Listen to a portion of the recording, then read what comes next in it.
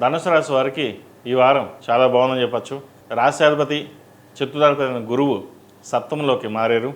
కొన్ని పనులు ఏవైతే ఆగిపోయి ఉన్నాయో అవి పునఃప్రారంభమవుతాయి. వ్యాపారం చక్కగా ఉంటుంది. నూతన వ్యాపారాలు కలిసి వస్తాయి. భాగస్వామ్య వ్యాపారాలు కూడా చక్కగా కలిసి వస్తాయి. ఒక ప్రాజెక్టు చేయాలని నిర్ణయించుకుంటారు. అది ఈ వారం నెరవేరే అవకాశం గోచరిస్తుంది. అయితే ఈ రాశి వారికి ₹1 సంపాదిస్తే ₹10 సంపాదిస్తున్నారు అనే ఈర్ష్యాభావాలు ఇటు బంధువుల్లో కావచ్చు, ఇటు స్నేహితుల్లో కావచ్చు ఉండే అవకాశాలు ఎక్కువగా గోచరిస్తుంది. మీరు ఎంత కష్టపడ్డా వాటికి విలువ తెలియదు. మీరు కష్టం తగిన ప్రతిఫలం మీకు లభించినా అది ఏదో దైవాధీనంగా వచ్చింది, మీరేమి కష్టపడలేదు అనే భావన ఏర్పడుతుంది. అయితే ఇవన్నీ మీరు పక్కన పెట్టి స్వయం కృషితో మీరు ముందుకు వెళ్ళండి. చక్కగా రాణించగలుగుతారు. రావాల్సిన ధనం ఏదైతే ఉందో ఈ వారం వచ్చే అవకాశం గోచరిస్తుంది. భూ సంబంధించిన విషయ వ్యవహారాలు చక్కగా ఉంది. ఒక భూమిని కొనుగోలు చేస్తారు. కన్స్ట్రక్షన్లోకి అడుగు పెడదాం అనుకునే వారికి ఈ వారం చక్కగా ఉందని చెప్పచ్చు. అలాగే వాహన యోగం, సువర్ణ యోగం ఉంది. ఏదైనా ఇన్వెస్ట్మెంట్ చేసేటప్పుడు ఇటు భూమి మీద కానీ బంగారం మీద కానీ ఇన్వెస్ట్మెంట్ చేసుకోండి. స్టాక్ మార్కెట్కి దూరంగా ఉండడం చెప్పదగినది. ఇది అందరికీ కాదండి, కొంతమంది మట్టుకే. కొంతమందికి స్టాక్ మార్కెట్ కలిసి వస్తుంది, కొంతమందికి కలిసి రాదు.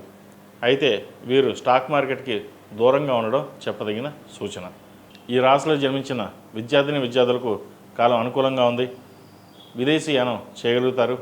విదేశాల్లో ఉన్నవారికి మంచి ఉద్యోగం లభిస్తుంది. అయితే ప్రేమ వివాహ విషయాలలో కొంత దూరంగా ఉండడం, ఏదైనా ఉంటే తల్లిదండ్రులతో డిస్కస్ చేసి ముందుకు వెళ్ళడం చెప్పదగినది. ఈ రాశిలో జన్మించిన స్త్రీలకు వృత్తి ఉద్యోగాల పరంగా, వ్యాపార పరంగా సానుకూలంగా ఉంటుంది. అలాగే దైవ కార్యక్రమాలని చక్కగా నిర్వర్తిస్తారు. దైవ దర్శనాలు చేసుకోగలుగుతారు. భాగ్యంలో కేతు సంచారం, తృతీయంలో రాహు సంచారం వల్ల అఖండమైన ఖ్యాతిని, జ్ఞానాన్ని సంపాదించగలుగుతారు. మీ తెలివితేటలతోటి అందరినీ మెప్పించగలుగుతారు. మీకు బిజినెస్ చేయడం చేత కాదు, ఉద్యోగం చేయడం సరిగా రాదు అని ఎవరైతే ఉంటారో వాటిని పక్కన పెట్టి మీ స్థానం సంపాదించుకోవడానికి ప్రయత్నాలు చేస్తారు. నలుగురిలోనూ పేరుపై కథలు గడిస్తారు. ఈ రాశిలో జన్మించిన వారికి కలిసి వచ్చే సంఖ్య 4, కలిసి వచ్చే రంగు తెలుపు.